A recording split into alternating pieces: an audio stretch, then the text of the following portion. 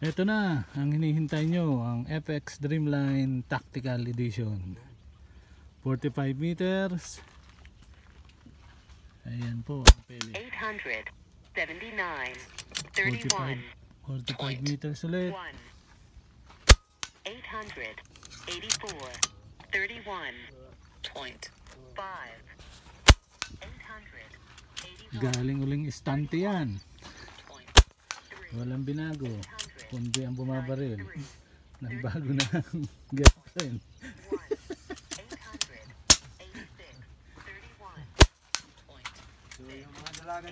Oo, binata pa ho yan. Ba?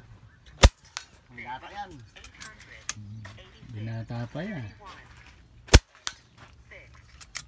Aming gunsmith.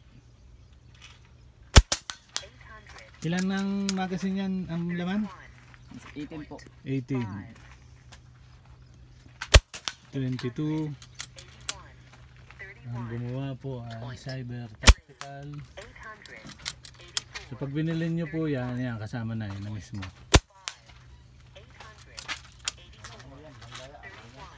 Walang kadaya-daya yan, walang cut. Kung ano nang galing sa estante, ipinuputok na lang namin dito para malaman nyo kung ano talaga ang mga. Pero depende pa rin ho sa pellet yan, sabi ng aming gunsmith. Talagang may magandang pellet para sa baril. Sa tono. Tsaka sa tono, pag pinuno nyo na, talagang gumaganda. Kaya ang ating testing review, ceasefire muna. Tingnan muna ulit natin. Pag naitono naman ho yan, gumaganda ng. Kung may mga katanungan kayo, pag nag-post kami na gagawa kami listahan ng presyo, po-post namin, kaya wala ng how much, mamili na lang kayo. 2 months po bago dumating, hindi nyo kailangan mag-down. Kung umorder kayo, pag dumating, saka lang kayo magbayad. Kaya ang gagawin namin, tetest na namin dito para malaman nyo, makita nyo kung anong baril ang mas maganda. Ayun o, pambihira.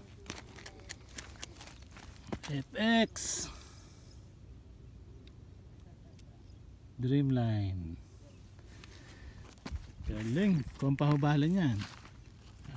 Ano yung bala natin? H&N. HN po. HN. 18 grain. 18 grain. Alright.